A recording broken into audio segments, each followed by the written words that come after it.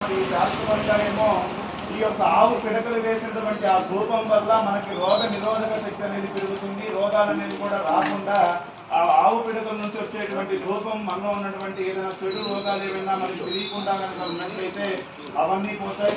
ఇంకోటి ఏంటంటే శాస్త్ర సమ్మతం ఏంటయ్యా అంటే ఈ యొక్క సకల దేవతల స్వరూపమైనటువంటి గోమాత యొక్క గో సెక్యూరిటీ అంటే ఆ ఆవు యొక్క పిడకని కనుక దానిలో కనుక మనం ఉంచినట్లయితే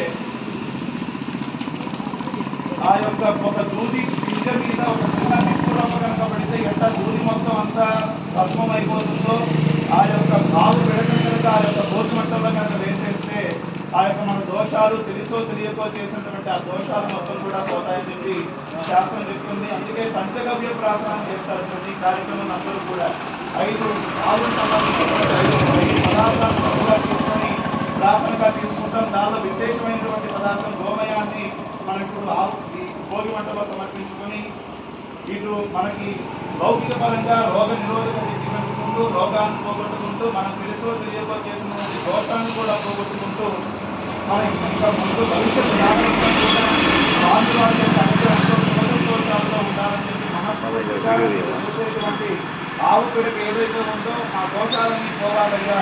ఇదిగో ఈ సమస్యలో